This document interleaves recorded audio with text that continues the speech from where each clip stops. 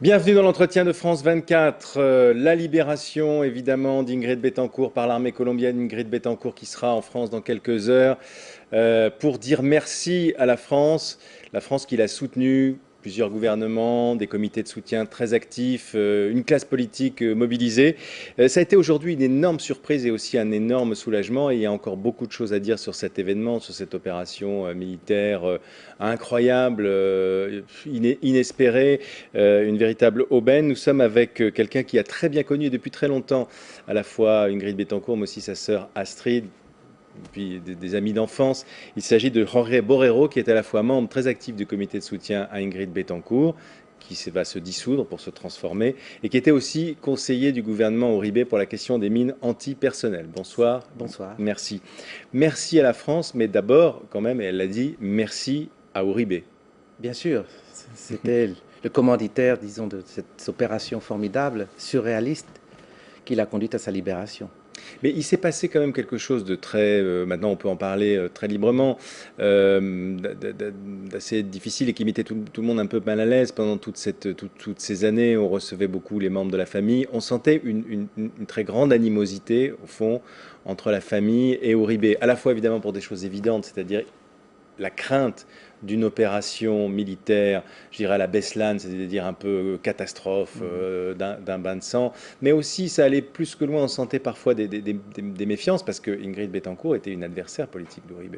Tout à fait. D'ailleurs, quand elle a été enlevée, elle était candidate à la présidence de la Colombie, et Uribe l'était aussi.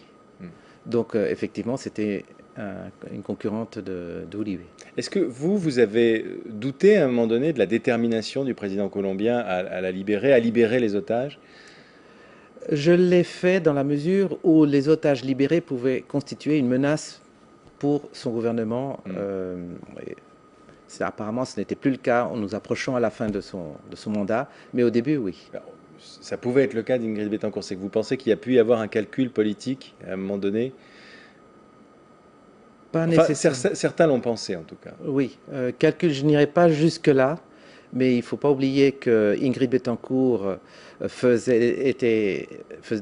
dérangeait une certaine classe sociale, et par conséquent, cette classe sociale étant proche du pouvoir, il n'était pas convenable, disons, qu'elle puisse circuler comme ça à droite à gauche. Ils étaient dans deux camps différents. Dans un des sujets de France 24, on résumait ça, je trouve, assez bien.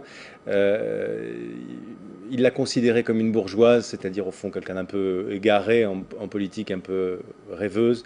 Les circonstances de l'enlèvement pouvaient d'ailleurs le laisser penser. Et elle le considérait comme un mafieux, quelqu'un qui était lié aux narcotrafiquants. Hein. Il y avait une très forte animosité. Au départ, elle n'était pas si nette que ça. Au départ, elle n'était pas si nette que ça. C'était un adversaire politique avant tout. Elle se battait sur deux thèmes principaux. C'était celui de la corruption, évidemment, et celui de trafic des drogues. C'était son motto, son cheval de bataille.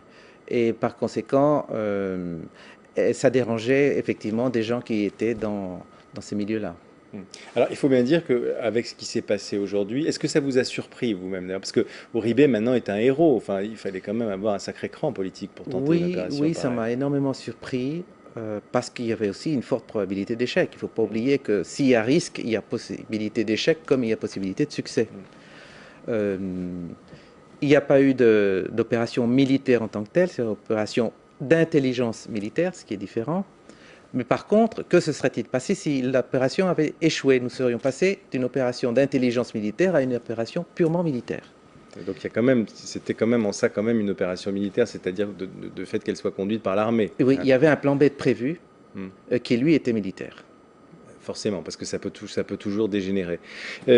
Qu'est-ce que ça vous révèle, vous, sur Uribe, que vous ne saviez pas, même si vous avez travaillé dans son gouvernement, sur une question bien particulière? Il a toujours une longueur d'avance. Ça, c'est reconnu même par ses adversaires. C'est un fin stratège. Il sait se faire valoir auprès des instances dont il a besoin. Par conséquent, il ne dit pas tout ce qu'il pense et finalement ne dévoile pas son jeu pour pouvoir justement être gagnant. je crois que vous avez, quand vous avez entendu aujourd'hui Ingrid Betancourt, d'abord des mots de remerciement et puis les retrouvailles très bouleversantes avec sa famille, mais très rapidement un propos, un discours très politique au Oui. fond sur la Tout de Colombie. suite, dès Oui. qu'elle a été libérée, ça ressemblait beaucoup plus à un discours politique de haut niveau, en présentant des concepts démocratie, droit, liberté, Mais etc. c'est déjà une démocratie, la Colombie, non? Oui, oui, Soyons mais clairs quand même là-dessus. oui, oui, c'est une démocratie dans le sens où le pouvoir en place a été élu démocratiquement. Mm. Il y a pas de doute de ce point de vue-là. Les gens sont libres de s'exprimer d'une manière générale. Euh, et donc, on ne peut pas parler de dictature en tant que telle. Ce qui pourrait un peu penser, c'est que certaines méthodes utilisées de manière interne peuvent montrer des dérives, et des dérives qui, elles, ne sont pas démocratiques. Alors, Uribe était déjà très populaire, il va le devenir certainement encore plus. Ingrid Betancourt était euh, pas populaire du tout en dehors de quelques cercles à Bogota. Sur le plan du pays, elle n'était pas très connue et puis pas très populaire. Qu'est-ce qui peut changer de ce point de vue-là, à votre avis? Et comment elle va se positionner si jamais elle décide de le faire dans la vie politique colombienne? D'abord, elle a payé un prix extrêmement cher, 6 ans de captivité dans la jungle, donc c'est déjà, disons, une caution par rapport à la population colombienne. Deuxièmement, sa connaissance de l'ennemi ou de ce fantasme que sont les FARC, qui vraiment constituent pratiquement un genre de cancer au niveau national, étant devenue très experte, avec une connaissance très très pointue de comment pensent les FARC, quels sont leurs objectifs, de quoi ont-ils Bien sûr, besoin. de première main, je dirais De maintenant. première main, ça la Hélas. positionne quand même comme un Mais interlocuteur dans la mesure où elle-même, privilégié. elle a bénéficié de la politique de fermeté d'Uribe, est-ce qu'elle pourrait dire je vais faire autrement avec les FARC, vous voyez?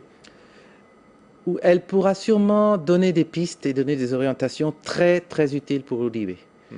De sorte que si jamais ils font tandem tous les deux, on pourrait obtenir des résultats formidables. Qui irait dans quelle direction? On parle beaucoup maintenant d'une loi d'amnistie, de sauf-conduit Oui, pour certains officiers des FARC, hein, c'est ça. tout simplement la pacification du pays. Le pays, dans de nombreuses zones, est encore en guerre. On ne peut pas s'y aventurer facilement.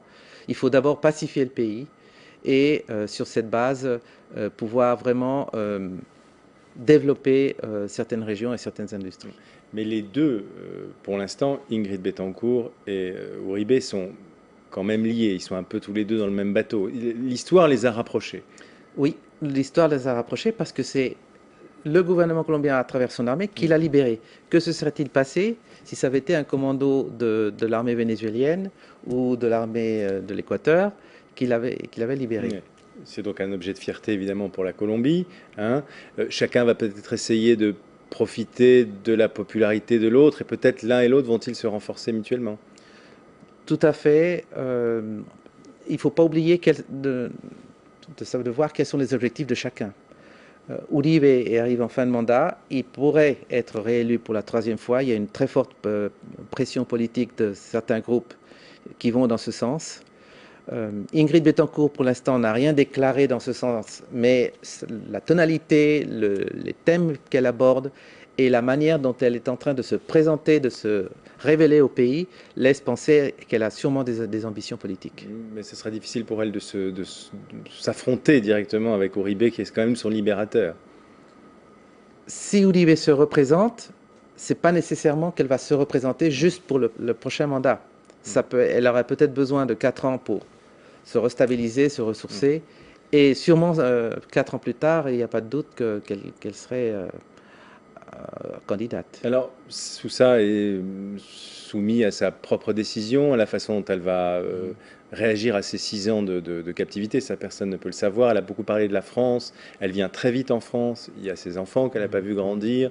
Vous qui avez côtoyé tout ce comité de soutien, est-ce que vous pensez qu'elle sera peut-être plus encline à rester en France, ou vous la voyez définitivement avoir un avenir en Colombie? Je dirais un avenir commun aux deux pays, parce que la France et la Colombie ont des liens très étroits historiques, et je crois que c'est là-dessus qu'elle va jouer.